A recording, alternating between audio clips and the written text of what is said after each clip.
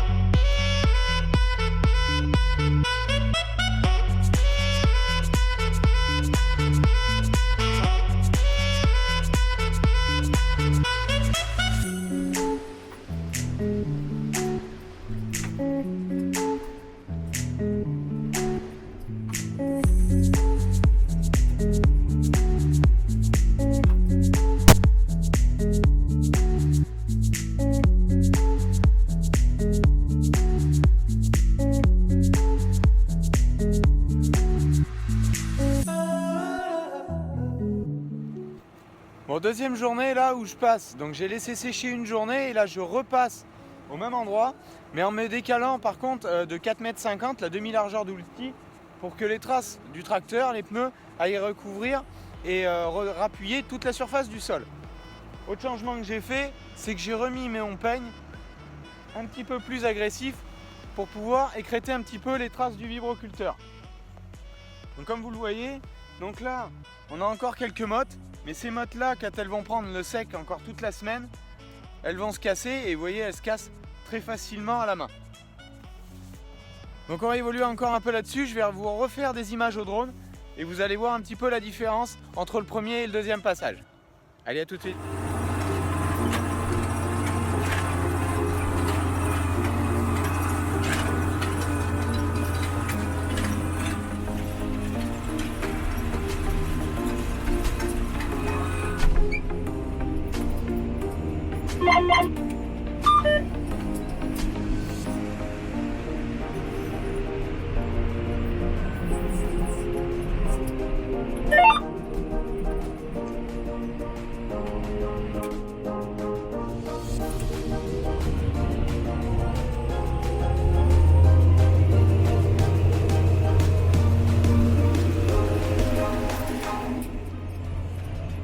Donc comme vous le voyez, je suis dans le deuxième passage, vous voyez un petit peu, vous venez de voir derrière le rendu du travail, donc c'est beaucoup plus plan avec le deuxième passage en recroisant d'une demi-largeur. Et vous pouvez voir aussi donc ici les nouveautés, Field Views, je vous le mets en bas de la vidéo où j'ai la cartographie de ce que je suis en train de réaliser. Ça me permet d'historiser tous mes passages.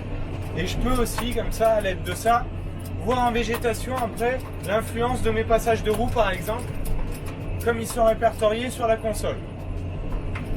Donc ça, c'est une technologie qui est complètement à part de John Deere, bien que je récupère l'information à l'aide d'un petit plug qui se branche sur la buscane du tracteur et qui collecte et remonte toutes les informations sur l'iPad que vous venez de voir.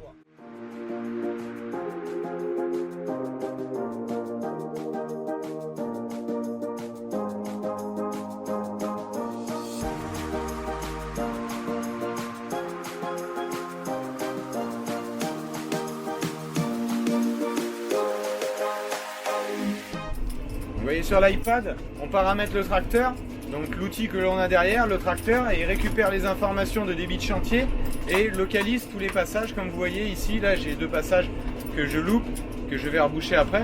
Donc ça, il me le récupère automatiquement et il me donne même les sens de passage dans lequel j'ai réalisé. Si j'ai fait nord-sud ou est-ouest, certains passages, il me le répertorise ici et il me l'historise. Donc ça, vous verrez plus l'avantage de ce système-là quand je vais être à l'épandeur d'engrais ou à l'apport d'azote avec l'automoteur, où là je récupère carrément les données de l'épandeur et du pulvé sur les quantités exactes de produits épandus. Donc vous voyez ce que ça secoue un petit peu dans le tracteur. Bon, étant donné la vitesse de travail, j'arrive à travailler à 10 km/h pour ce deuxième passage avec une consommation autour de 5 litres. Le premier était autour de 6 litres. Donc c'est tout à fait raisonnable pour l'endroit et surtout pour l'époque à laquelle je le réalise. Donc là je suis en train de travailler sur la parcelle voisine d'où j'étais précédemment. C'est plutôt là où je vais vous faire les images au drone avec donc deuxième passage aussi, mes champs qui étaient infestés de vulpins. Deuxième passage où là j'arrache la totalité. Je vais aller vous faire voir dehors.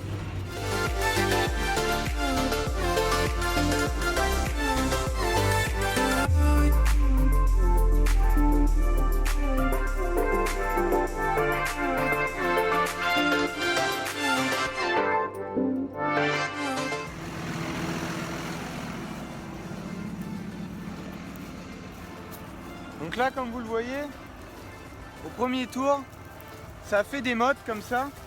Ces mottes, je les ai laissées 2 jours.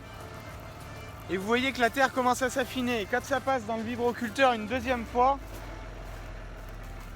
on a quasiment plus de terre avec les racines.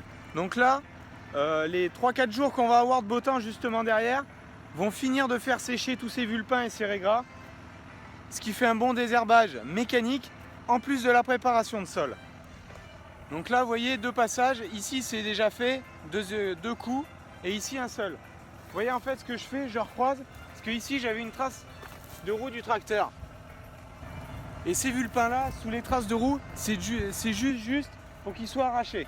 Donc le fait de croiser, j'écrase un petit peu cette butte qu'il y a là. Vous voyez peut-être pas visuellement sur la vidéo, mais ça fait un petit ado là.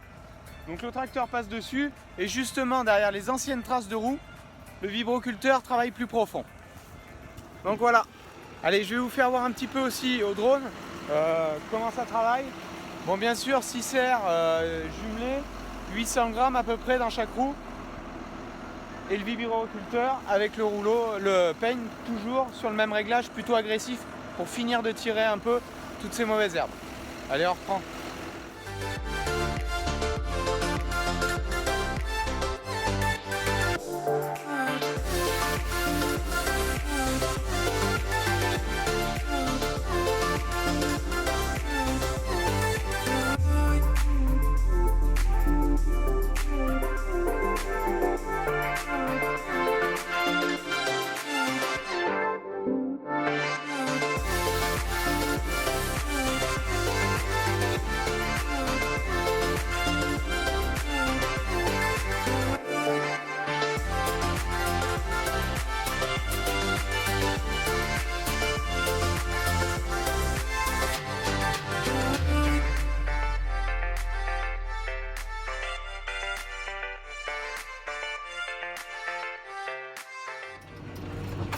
Donc là on est sur des terres qui sont autour de 65% d'argile à cet endroit.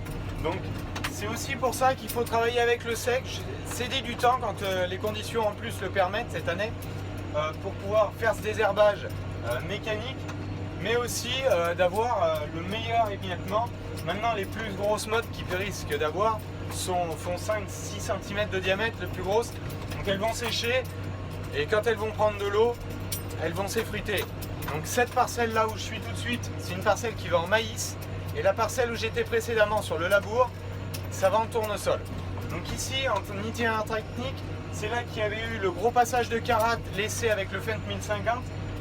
Puis un passage de Chisel 10 dents que je vous avais présenté en vidéo avec le 6R. On a laissé hiverner et maintenant 2 passages de vibroculteur et cette terre est prête à se mettre.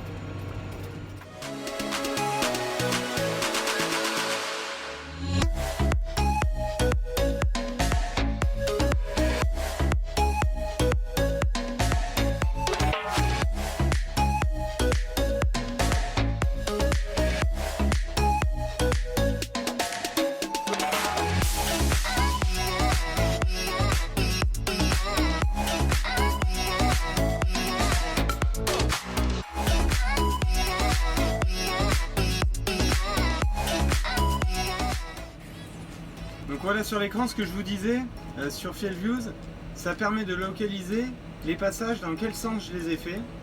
Donc vous voyez par cette petite flèche, et ensuite de se repérer pour savoir certaines informations. Si on a généré du tassement par exemple avec les jumelages et tout, ça permet de le dire.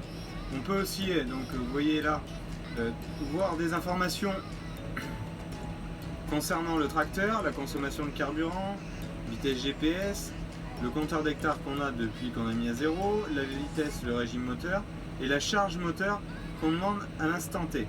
Donc toutes ces informations reviennent par Bluetooth sur l'iPad et sont connectées juste ici par ce petit plug qui est sur la prise Buscan et qui est connecté en Bluetooth bien sûr avec ça.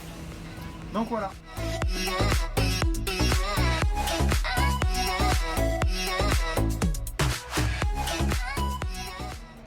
Donc voilà, je viens de replier le vibroculteur, j'ai terminé tout ce site. Vous avez là donc une petite vue de la préparation au vibroculteur derrière du labour et derrière une conduite TCS ici sur une parcelle qui était infestée de raigrats et de vulpins en désherbage mécanique. Voilà, allez, je vous dis à la semaine prochaine pour de futurs travaux. Ciao, bye bye.